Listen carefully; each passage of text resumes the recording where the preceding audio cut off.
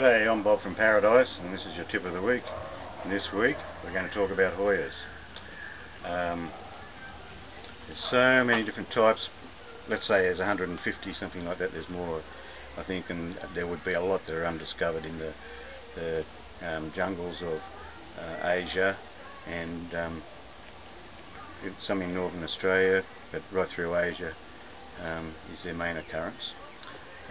They'll take quite cold climates, but there's variation. Some will take more cold than others, and certainly they'll all take heat. When we advertise a Hoya, we'll usually say just how cold a climate will take, but often there's not a lot known, so you've got to experiment. I'll show you a few here now. Yep, the one thing I should say about Hoyas, always pot them in a coarse mix. They're a bit like orchids. Keep them tight rooted and use a coarse mix. I've showed you what the coarse mixes are like that we use for cordylines and for bromeliads, same sort of thing. About 40 to 50% of 15mm bark and the rest with normal potting mix. That'll get you nice good drainage. Now, the mistake a lot of people might make is to try and over pot their Hoya. It's not only Hoyas, we find a lot of plants. Some people will say, oh, I'll put it in a great big pot and I'll have a great big plant. But often with tropical plants, that's just how you kill it, by having too big a pot. Just pot it up one size and only in the warm weather. And when I say one size, just go up a couple of centimetres each time. Now just have a look at this Hoya here, the tiny little pot. These are the size pots we send them out in, a 3-inch pot. And we've had this one in it for years. This is a stock plant. Look how it's flowering away, right? It's really tightly rooted. Look at the roots coming out the bottom here. So, and you can see it's flowering. That's a Hoya sangii, T-S-A-N-G-I-I, and it's beautiful little flowers. And you can see how it appreciates being really tight rooted. That's because Hoyas are epiphytes,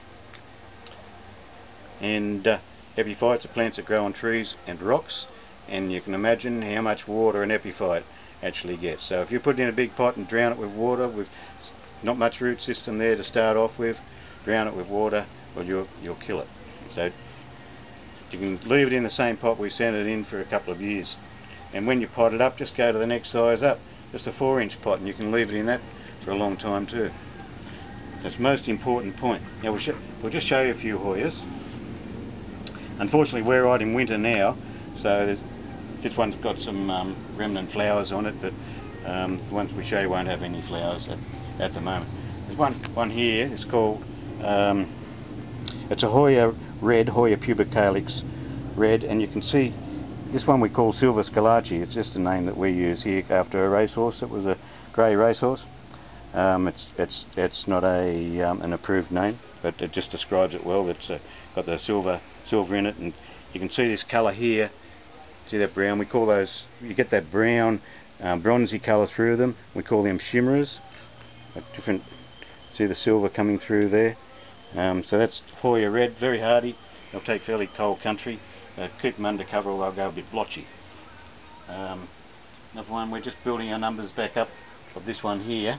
It's a fishtail Hoya, Hoya polyneura.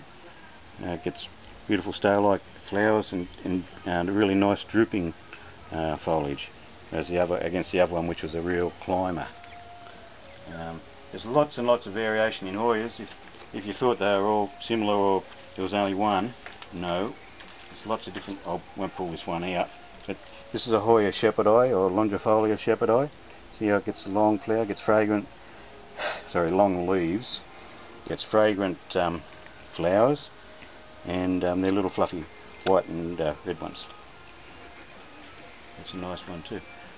Just as we're going past, this is a lipstick plant, Ischionamphus, and you can just, it's a Everardii flaming crystals.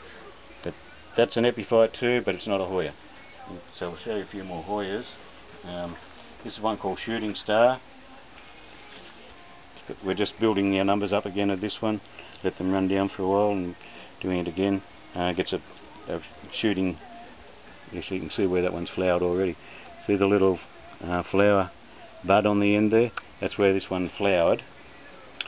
An important point with Hoyas is that when they flower, the flower dies off, and next year the flower will come from the same point again. So this will grow a lot more, but that'll flower from that same point again. So if you cut it off, keep that in mind. If you want to cut that off and take a cutting, and Hoyas are very easy to take cuttings from, and just put it in a little pot, that should just flower again in that same point. So don't throw it away. That's the point about that one. That's Hoya multiflora shooting star. What else have we got here, Matty? Over here is one of my favourites. You can see the veins on this one. It's called Hoya Nicholsonii. It's a big yellow flower, yellow and white. Very unusual, very attractive. It's really probably wants the warmer climates to get growth, and in winter they just stay absolutely still, don't do anything. But nice foliage on that one as well. Okay, down here we've got Hoya obovata. A bit like a Valentine Hoya, very thick leaf, but it's a round leaf. Whereas if you compare that with a Valentine Hoya, and there's one over here, you can see it's got the heart-shaped leaf. So there's the two together, different flowers all together. This is a big round flower. This is a sort of a really stout, thick flower. Something interesting about these flowers: if you've got a thick leaf, you often get a thick flower. If you've got a convoluted leaf, like with the Hoya carnosa, the one. Don't worry. No, it's gone. It'll come back in a minute. Anyway, if you get the one with the convoluted leaves, it'll get a really convoluted flower as well. Here's another one over here. It's really quick flowering. This one here, Hoya obscura. Gets a lot of yellow in the flower. You can see where this one's had a flower. It's had a couple of flowers there already. There's flower buds. That's called Hoya obscura. Very fast growing and quick flowering.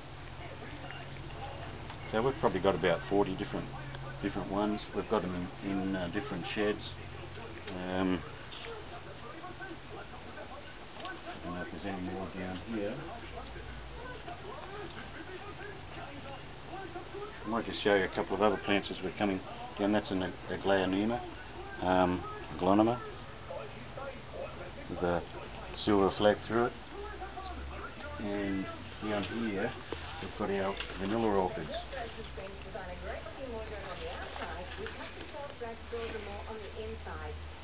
Great plant. You grow them outside in warm climates. They'll grow up a palm tree, something like that. Just control the growth, and you'll get true vanilla beans out of it.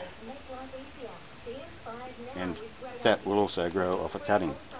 But you've got to have the right mix, Hoya mix or very coarse pine bark for that one.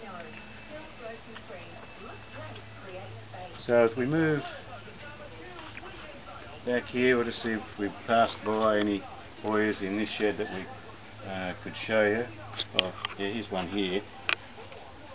That's called Big Mac, Hoya McGilvrayi. Gets a huge maroon flower. We're just building our numbers up on this one again too. After when we changed all our sheds around, we lost quite a lot of our numbers. So we're just building this one up again now, but we have got it available for sale. That's probably one of the most popular Hoyas you can get. And I think we've covered most of what we need to cover for today. So until next time, just remember that spells you can do it. So a little bit of concentration and knowledge, you get your energy levels up. You can do this, and you can have plants, exotic plants growing all over your property. Just remember, our website's www.paraplants.com, and we're on YouTube. Our channel is Paraplants1. You can also get us on Facebook, so we're just about everywhere except for, what's that other one called? Twitter. Twitter. We're not on Twitter yet.